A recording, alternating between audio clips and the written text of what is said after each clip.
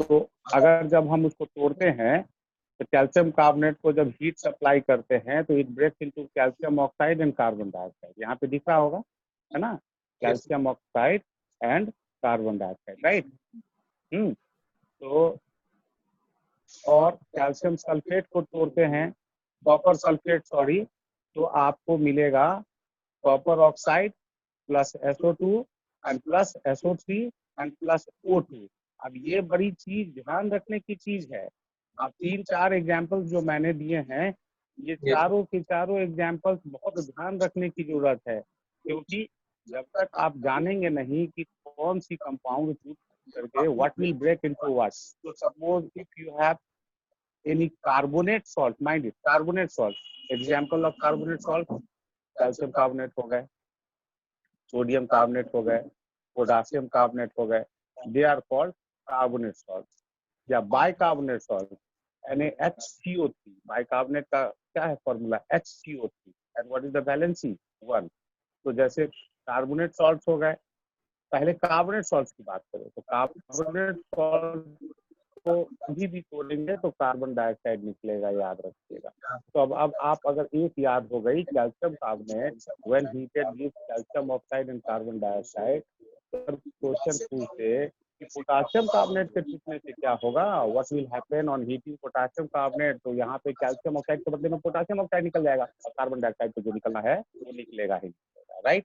अब when sulphate salt will break, हमेशा याद रखिएगा, कोई भी सल्फेट सॉल्ट हो, कॉपर सल्फेट हो, मैग्नीशियम सल्फेट हो, जिंक सल्फेट हो, सोडियम सल्फेट हो, पोटासियम सल्फेट हो, एल्युमिनियम सल्फेट हो, आयरन सल्फेट हो, कोई भी सोडियम सल्फेट सॉल्ट को जब आप ब्रेक करेंगे तो हमेशा याद रखिएगा कि sulphur dioxide plus sulphur dioxide and plus oxygen निकलेगा ही निकलेगा। आई होप इट इज क्लियर। तो यहाँ पे कॉपर सल्फेट है तो बस सल्फर डाइऑक्साइड एंड ऑक्सीजन तो निकल ही निकल रहा है। अगर यहाँ पे कॉपर सल्फेट के बदले में यहाँ पे कॉपर सल्फेट के बदले में यहाँ पे कॉपर सल्फेट के बदले में अगर सोडियम सल्फेट हो जाए तो बस चेंजिंग क्या होगी, यहाँ पे कॉपर ऑक्साइड के बदले में आपको मिल जाएगा सोडियम ऑक्साइड। यहाँ पे कॉपर सल्फेट के बदले में अगर पोटासियम सल्फेट हो जाए तो यहाँ पर कॉपर ऑक्साइड के बदले में क्या मिल जाएगा, पोटासियम ऑक्साइड।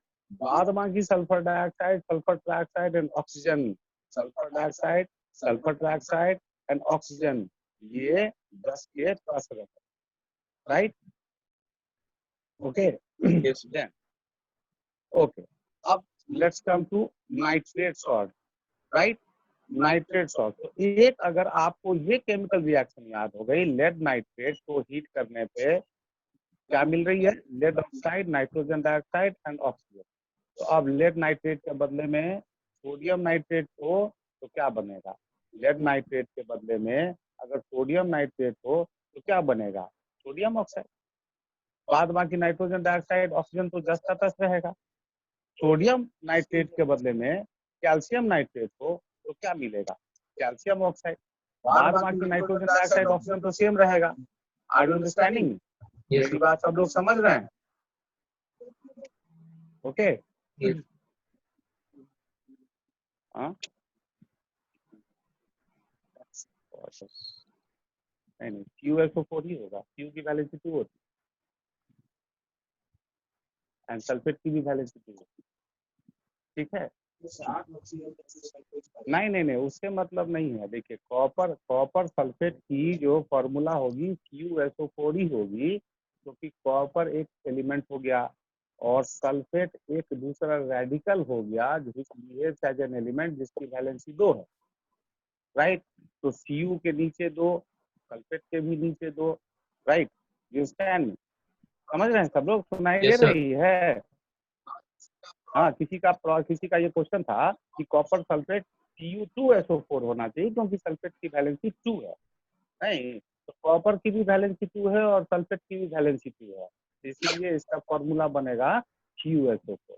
तो अब ध्यान क्या रखना है इसमें कि कभी भी कार्बोनेट सॉल्ट टूटेगा तो कार्बन डाइऑक्साइड निकलेगा। अब प्लस मेटल ऑक्साइड जो है सो है, अब मेटल ऑक्साइड कौन सा निकलेगा, कॉरेस्पॉन्डिंग मेटल ऑक्साइड ही ना निकलेगा भैया। अब मुर्गा जो हम पकाएंगे तो हमको मछली थोड़ी बन जाएगा, मुर्गा ही ना बनेगा। कैल्शियम कार्बोनेट को डिकम्पोज करेंगे तो कैल्शियम ऑक्साइड ना बनेगा, तो पोटासियम ऑक्साइड बनेगा। क्या बनेगा बोलिए? आप लोग माइक ऑन कीजिए और कुछ कुछ बोलिए ताकि हमको पता चले कि आप लोग, क्योंकि कम बच्चे हैं, सब लोग माइक ऑन कर लीजिए।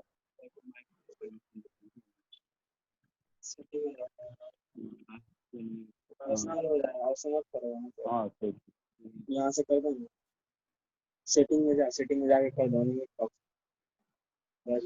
सेटिंग में जाओ। समझ रहे हैं सब लोग? Yes sir. हाँ सब लोग समझ रहे हैं। तो Yes, क्या sir. कहना है कि कैल्शियम कार्बोनेट को हीट करेंगे तो कैल्शियम ऑक्साइड ना बनेगा। Yes sir. और सोडियम कार्बोनेट को हीट करेंगे तो सोडियम ऑक्साइड बनेगा। पोटासियम कार्बोनेट को हीट करेंगे तो पोटासियम ऑक्साइड बनेगा। जिंक कार्बोनेट को हीट करेंगे तो जिंक ऑक्साइड बनेगा, है कि नहीं? यस यहाँ पे कैल्शियम कार्बोनेट को हीट करेंगे तो कैल्शियम कार्बोनेट को हीट करेंगे, यहाँ पे क्या बनेगा? Calcium oxide. यहाँ पे पोटासियम कार्बोनेट होता तो यहाँ पे क्या होता? Potassium oxide. यहाँ पे जिंक कार्बोनेट होता तो यहाँ पे क्या होता? Zinc oxide, right. और प्लस CO2 तो रहेगा ही रहेगा। तो I hope you all understood this. Yes sir. सारे लोग, all of you have understood this now. Yes sir. Let's come to Noor बोल रहे हैं। Yes sir. हाँ वेरी गुड। सब लोग अपना अपना माइक ऑन रखिए, ठीक है? और क्योंकि हम लोग कम बच्चे हैं तो आराम से जिसको भी जो हो तो आराम से पूछिए।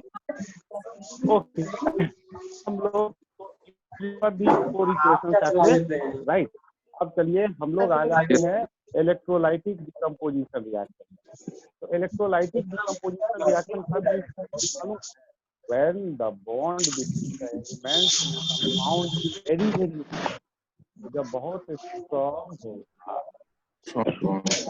स्ट्रॉन्ग होगा बॉन्ड, तो इसको तोड़ने के लिए तो बहुत स्ट्रॉन्ग फॉर्म ऑफ एनर्जी ना लगेगा कि नहीं लगेगा? जब बॉन्ड बहुत स्ट्रॉन्ग होगा तो इसको तोड़ने के लिए स्ट्रॉन्ग फॉर्म ऑफ एनर्जी लगेगा। तो Yes. जैसे H2O की हम लोग बात करें, बॉन्ड बिटवीन आ जा रहा है इसमें, इसलिए मैं बोल रहा था। Electricity will pass through hydrogen and oxygen, तो हम लोग को क्या मिलेगा? H2 plus O2, right.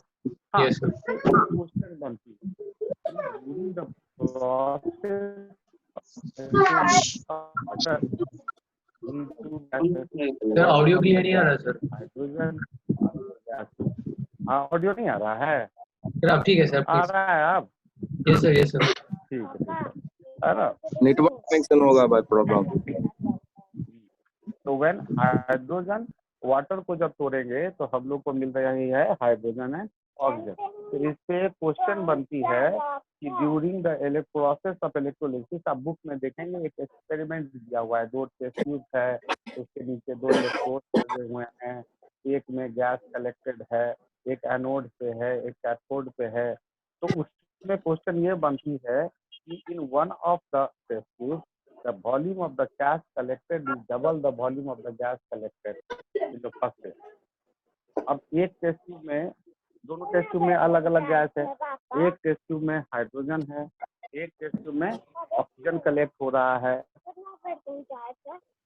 तो अब हाइड्रोजन की वॉल्यूम डबल देन ऑक्सीजन की वॉल्यूम होती है। क्यों? क्योंकि यहाँ पे H2O को देखिए, H2O का फॉर्मूला क्या है? H2O, right. H2O Yes, का sir. फॉर्मूला क्या है? H2O, right. तो Yes, sir. H2O का फॉर्मूला में 2 एटम ऑफ हाइड्रोजन है और 1 एटम ऑफ ऑक्सीजन है। तो जब टूटेगा तो नेचुरली एक मॉलिक्यूल ऑफ वाटर के टूटने से 2 एटम ऑफ हाइड्रोजन निकलेगा और 1 एटम ऑफ ऑक्सीजन निकलेगा।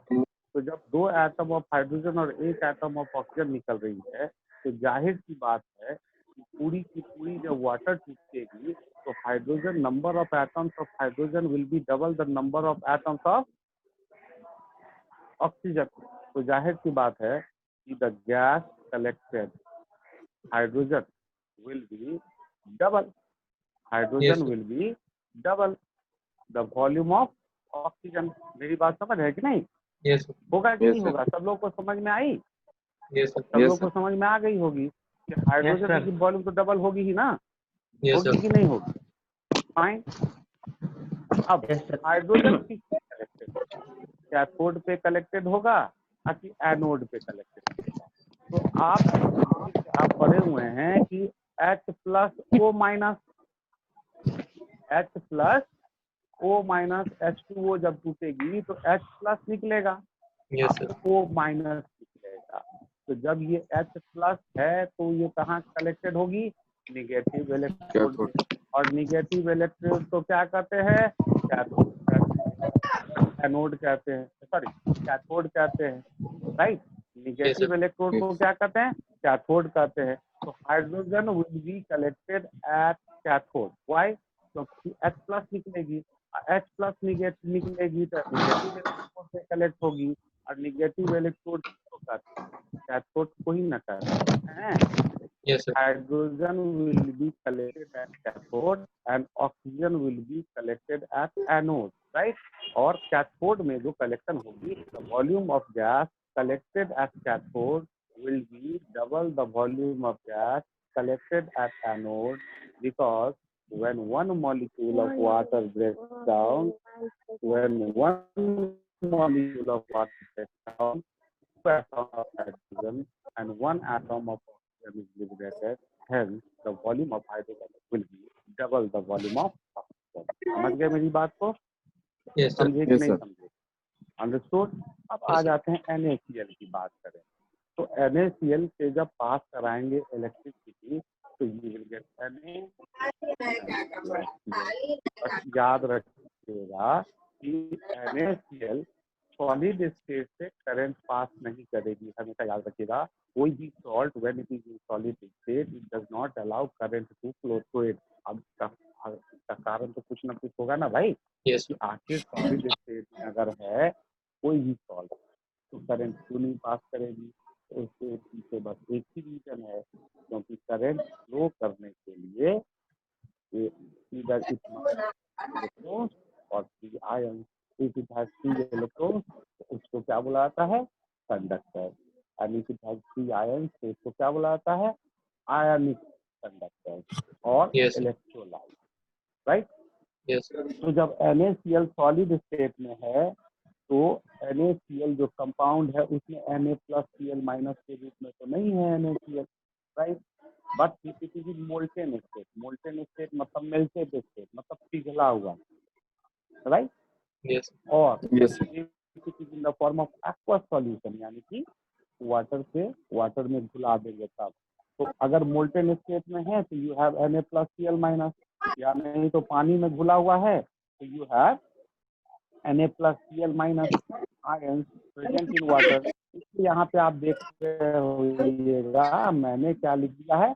Molten state. It is very important to me. और जब इलेक्ट्रिसिटी पास कराते हैं तो Na और Cl निकल गई। एक्चुअली ये स्मोकिंग से निकल आप लोग जब लिखिएगा तो गलती से Cl निकल बन गया है, लिखा गया है इट मस्ट बी Cl2, क्योंकि chlorine is diatomic and it exist always as diatomic, right. तो Cl2 के रूप में एग्जिस्ट करेगा। तो यूज कर दीजिए क्योंकि तब से आवाज आता है, जो मतलब जो अन्य आपको तो आवाज आता है लेकिन और सब जो है ना उसको ठीक से क्लियर आवाज नहीं आता।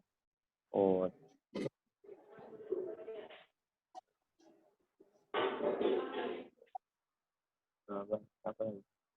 हाँ, आप जिसको जिसको नहीं ऐसा कर लेते हैं कि इसको अनम्यूट कीजिए, सबको अनम्यूट कीजिए, हम बोल देते हैं। नहीं आवाज आता है, सुनिए आपका आवाज क्लियर नहीं आता। सुनिए ना पहले अनम्यूट कीजिए, बता दीजिए। अनम्यूट कीजिए, अनम्यूट और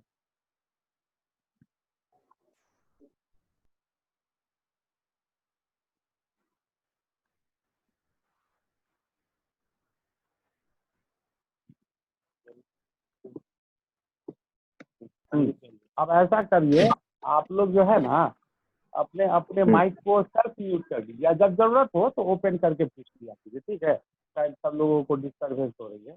एनीवे, तो आप लोग को ठीक क्लियर आवाज आ रहा है ना?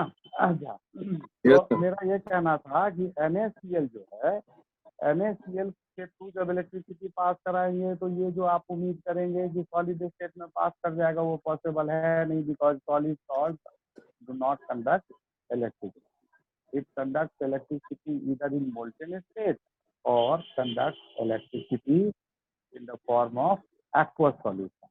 राइट. अब हम लोग आ जाते हैं कि अब क्वेश्चन ये उठता है कि आखिर NaCl हीट करने से क्यों नहीं पीते, या लाइट में डाल देंगे तो क्यों नहीं पीते, बल्कि इलेक्ट्रिकल एनर्जी ही क्यों चाहिए तोड़ने के. पहले भी हम बताए हैं कि there must be a very strong bond between sodium and chlorine. अब क्वेश्चन ये उठता है कि सोडियम क्लोरीन में बहुत ज्यादा स्ट्रॉन्ग बॉन्ड क्यों है, और potassium carbon potassium chlorine and oxygen, ये जो पोटासियम क्लोरेट की हम लोग बात कर रहे हैं, इसमें वीक बॉन्ड क्यों है. राइट. You understand. तो अब यहाँ पे या नहीं तो कॉपर सल्फर और ऑक्सीजन के बीच में क्यों वीक बॉन्ड है, लेड नाइट्रोजन और ऑक्सीजन के बीच में क्यों वीक बॉन्ड है, पोटासियम क्लोरीन एंड ऑक्सीजन के बीच में क्यों very weak bond sorry moderate bond है, और Na और Cl के बीच में क्यों वेरी स्ट्रॉन्ग बॉन्ड, और यहीं पे Ag और Cl के बीच में वीक बॉन्ड क्यों है, ये जानना जरूरी है कि नहीं जरूरी. राइट. तो जब अगले पेज में जब आपको शेयर करूंगा तो उसमें मेटल रिएक्टिविटी की हुई है, उसमें देखेंगे क्या तो उसमें आप क्या देखेंगे कि as sodium is very reactive metal and chlorine is very non reactive metal. एक वेरी रिएक्टिव मेटल और एक वेरी नॉन रिएक्टिव मेटल के बीच में जो बॉन्ड बनेगी तो नेचुरली वो बहुत स्ट्रॉन्ग बॉन्ड बनेगा कि नहीं बनेगा. आप अपने स्कूल में देखते होंगे कि बहुत लेस रिएक्टिव हुआ है. राइट. बहुत लेस रिएक्टिव, जिसको मनसुखा लड़का कहते हैं हमको, और कोई वेरी लेस रिएक्टिव टीचर है. राइट. जिनको कोई मान लें स्टूडेंट से कोई लेना देना नहीं रहता है. तो उन दोनों स्टूडेंट और टीचर के बीच जो बॉन्ड बनती है तो जाहिर सी बात है थोड़ी वीक बॉन्ड बनती है कि नहीं बनती है. बस दोनों के बीच एक टीचर और स्टूडेंट का रिलेशन रहता है, इससे ज्यादा कोई इंटीमेसी नहीं होती है. एग्जाम्पल के तौर पे मान लेते हैं हम लोग जैसे किसका नाम लेंगे आप, जैसे कोई बहुत अनरिएक्टिव लड़का है. राइट. तो उसका अनरिएक्टिव टीचर कौन से अनरिएक्टिव टीचर, जैसे मान लेते हैं अनरिएक्टिव टीचर जैसे प्रभात कंप्यूटर वाले जो टीचर, एम आई राइट और नॉट, है ना. प्रभात सर जो हैं जो आप लोगों को कंप्यूटर पढ़ाते हैं, तो उनके बीच में और कोई एक अनरिएक्टिव साइड के बीच में इसका बैटरी डाउन, हेडफोन का बैटरी डाउन.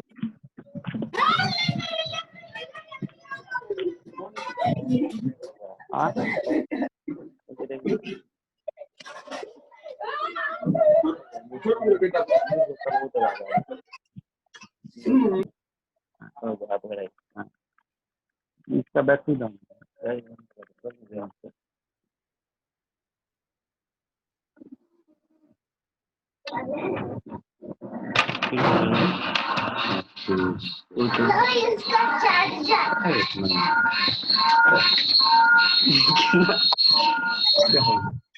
क्या हो गया. हाँ समझ गए, समझ रहे हैं ना सब लोग.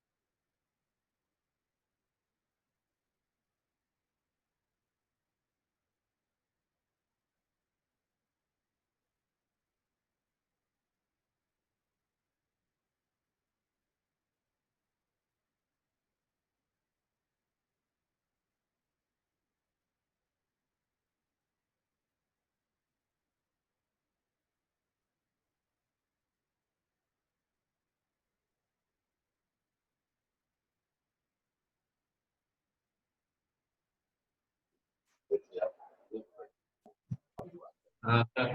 हाँ, तो वहीं पे Na हाईली रिएक्टिव मेटल है और Cl highly non reactive metal है, sorry Cl highly reactive non metal है। तो जाहिर सी बात है कि दोनों के बीच में बहुत बहुत स्ट्रांग होगा बॉन्ड। तो इसीलिए NaCl को तोड़ना मुश्किल काम होगी, and that's why we'll have to use electrical energy to break it. समझ गए? That is, and if we need electrical energy for the purpose of decomposition, then that chemical reaction is known as electrolytic decomposition reaction. Okay? Then, now let's come to photo decomposition reaction. Let's come to photo decomposition reaction. तो आप क्या देखते हैं कि light, you know that light is a very weak form of energy. Fine. और light को so it can only break those compounds in which the elements are bonded very weakly. And so the example is when we allow sunlight to fall upon silver chloride, तो क्या होता है कि that breaks into silver and green, and when we allow sunlight to fall upon silver bromide, that breaks into silver and bromine, right? And why there is a very weak bond between Ag and Cl? Because Ag is very less reactive metal. Why there is very weak bond between Ag and Br? Because Ag is very less reactive metal. Fine. तो जैसे यहाँ पे देख रहे हैं AgCl and AgBr when we allow light. अब this chemical reaction was used for black and white photography. पहले के जमाने में, तो वो पहले आप देखे होंगे क्या कि एक फिल्म हुआ करती थी। तो पहले आप क्या देखते थे कि एक वो ब्लैक एंड व्हाइट फोटोग्राफी हुआ करती थी, वो फिल्म हुआ करता था। फिल्म के ऊपर सिल्वर ब्रोमाइड का या सिल्वर क्लोराइड का लेयर, जनरली सिल्वर ब्रोमाइड का लेयर हो जाता था, डिपॉजिट हो जाता था। और जब हम लोग क्लिक करते थे फोटो क्लिक करने का मतलब क्या होता था कि शटर को गिराते थे, यानी कि we allowed the shutter to open, means we allowed light to enter and fall on the film, right? तो हम किसी चीज की जो फोटो खींचते हैं, तो कोई ऑब्जेक्ट डार्क होती है, कोई ऑब्जेक्ट ब्राइट होती है, और जैसी कलर की ऑब्जेक्ट होती है उसी अमाउंट में लाइट रिफ्लेक्टेड होता है from that object. So in the same proportion the light was falling on the film and the chemical reaction of AgBr was taking place और वो AgBr केमिकली रिएक्ट करके क्या हो जाता था, वहां से उतर जाता था, फिल्म से उतर जाता था। तो जहां से पूरा उतर जाता था वहां पे पूरा ट्रांसपेरेंट फिल्म हो जाती थी। So this way we were doing this thing. Now we will go for next type of reaction, that is known as displacement reaction. So let me share you the next page.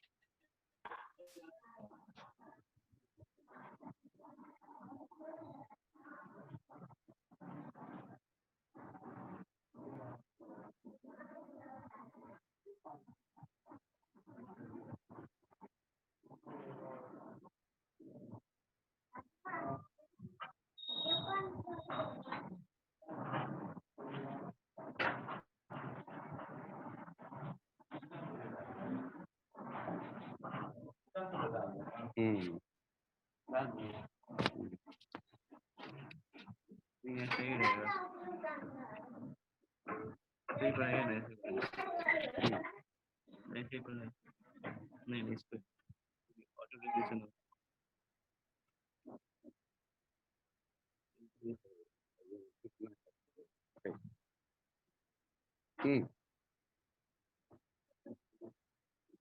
उस type से ना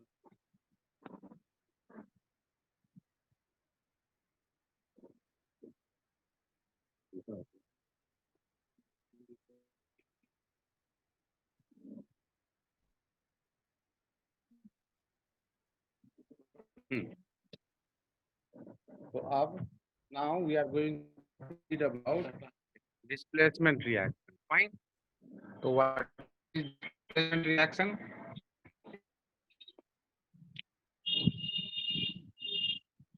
ये क्या हो जाता है इसको समझे नहीं।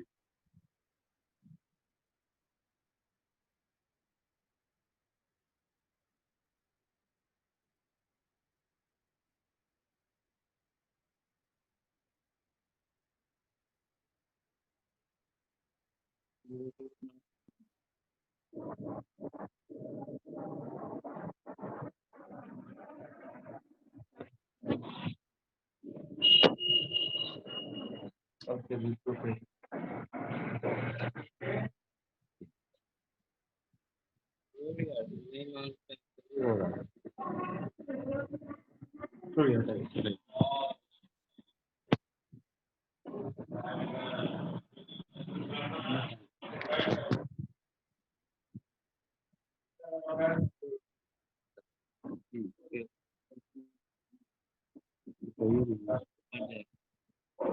इसको पूरा रहने देना, सब बच्चा पता बोलता है स्क्रीनशॉट कीजिएगा। अच्छा ठीक है। So we are going to read about displacement reactions. So those reactions in which more reactive element displaces less reactive elements from its compound are called displacement reaction, right?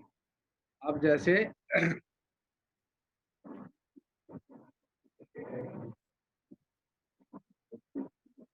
अब यहाँ पे देख रहे हैं आप कि more reactive element displaces less reactive elements from its compound. Now बगल में आप देखेंगे क्या कि बगल में आप देखेंगे क्या कि मैंने यहाँ पे मेटल रिएक्टिविटी सीरीज लिख दिया। So that metal reactivity series is A, BA, CA, Na, Mg, Al, Zn, Fe, Pb, H, F, Pb, H, Cu, Hg, Ag, Au, Pt.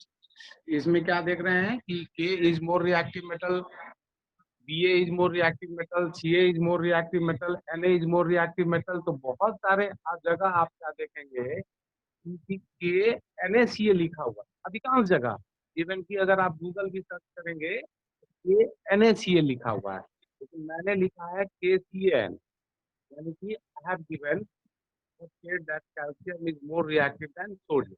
And I will give you right now. I will send you one this thing photo in which you will find that it is written that why Ca is considered to be more reactive than Na, right?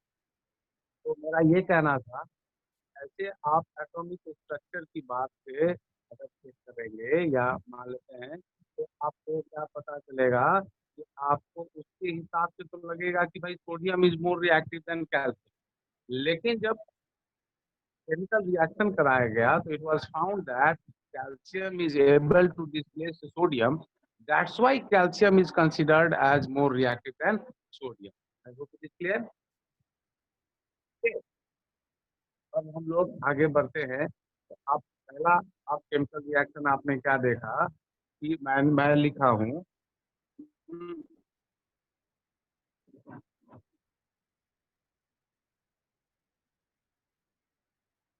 आप क्या देख रहे हैं zinc plus CuSO4 ZnHO4 and plus Cu, zinc plus CuSO4 ZnHO4 plus Cu। आप इसमें क्या देख रहे हैं as zinc is more reactive than copper, right? So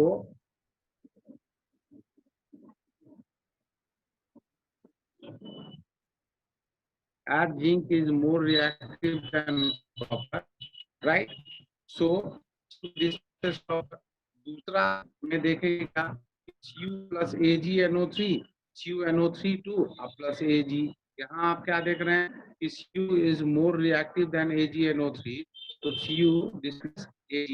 तीसरा में देख रहे हैं कि Cl2 plus potassium iodide, chlorine plus potassium iodide. तो आप उस पर देखेंगे क्या कि क्लोरीन ब्रोमीन आयोडीन।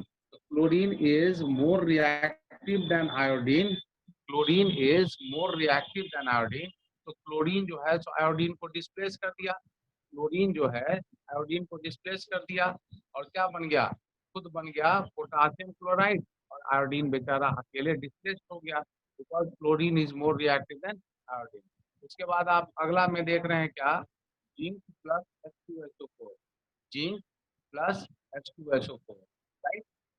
तो जिंक प्लस H2SO4 को आप देख रहे हैं, तो Zn प्लस H2SO4 क्या बन रहा है, ZnSO4 plus H2, as Zn is more reactive than H2, as this Zn is more reactive than H2, that's why Zn displaces H2 and we get ZnSO4 plus H, right। अब हम लोग अगला आ जाते हैं डबल डिस्प्लेसमेंट रिएक्शन, राइट। अब हम लोग आ जाते हैं डबल डिस्प्लेसमेंट रिएक्शन। तो डबल डिस्प्लेसमेंट रिएक्शन का मतलब क्या होता है, double displacement reaction exchange of radicals, a chemical reaction in which exchange of radical occurs।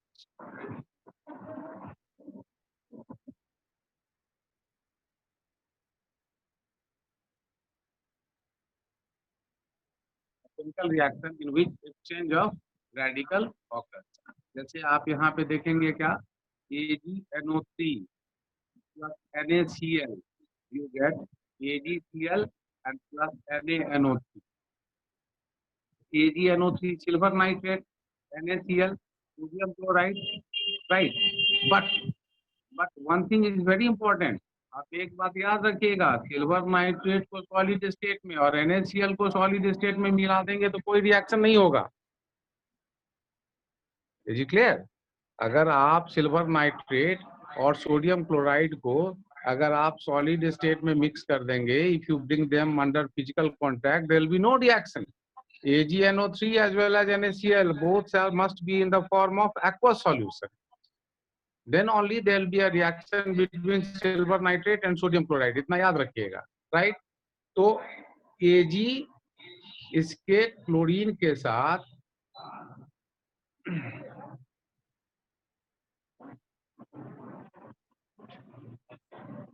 यहाँ का Ag इसके क्लोरीन के साथ मिलकर के क्या बन गया, सिल्वर क्लोराइड। इसके Ag इसके क्लोरीन के साथ मिलकर के क्या बन गया, सिल्वर क्लोराइड। और इसका Na इसके NO3 के साथ मिलकर के क्या बन गया, NaNO3। तो पहले दो अलग अलग सॉल्ट थे, those were silver nitrate and sodium chloride. अब दो नए सॉल्ट्स बन गए, वो कौन कौन से बने, silver chloride and sodium nitrate, right.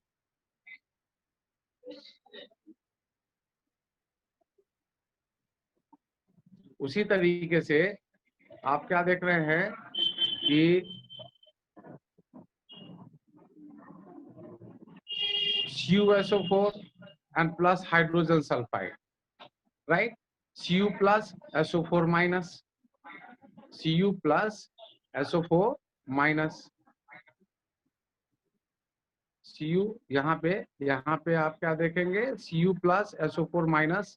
अब आगे दूसरा रिएक्ट किया H2S हाइड्रोजन सल्फाइड से, अब आपको क्या मिल जाएगा, CuS के साथ मिलकर के कॉपर सल्फाइड बन गया, और सोडियम हाइड्रोजन सल्फेट के साथ मिलकर के H2SO4 हाइड्रोजन सल्फेट या सल्फ्यूरिक एसिड, जो बोल लीजिए, अंडरस्टैंडिंग में।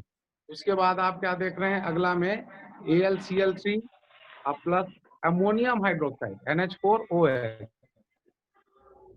Right, NH4 minus, Al and Cl3 minus. इसकी पॉजिटिव रेडिकल इसकी निगेटिव रेडिकल के साथ कंबाइन करके एक कंपाउंड बना लेगी, तो AlOH2, right, AlOH sorry it should be AlOH3, यहाँ पे OH3 कर दीजिएगा, क्योंकि एल्युमिनियम की वैलेंसी होती है 3 और हाइड्रोक्साइड की वैलेंसी होती है 2, हाइड्रोक्साइड की वैलेंसी होती है 1, ओके। तो एल्युमिनियम और हाइड्रोक्साइड मिलकर के क्या बनेगा कि एल्युमिनियम और इधर एल्युमिनियम और इधर OH मिलकर के क्या बन जाएगा, एल्युमिनियम हाइड्रोक्साइड। इसका अमोनियम, इसका क्लोराइड मिलकर के क्या बन जाएगा, अमोनियम क्लोराइड, राइट। ओके, सो इस तरह से डबल डिस्प्लेसमेंट रिएक्शन हो रहा है, chemical reaction in which exchange of radicals occurs or in which exchange of ions occurs, आप जो भी बोलिए जैसे भी उसको डिफाइन। अब अगला है precipitation reaction. So you might have seen that I have not given any example of precipitation reaction. The examples given for double displacement reactions are nothing but examples of precipitation reaction. मेरी बात समझ रहे हैं ना, नहीं समझ रहे?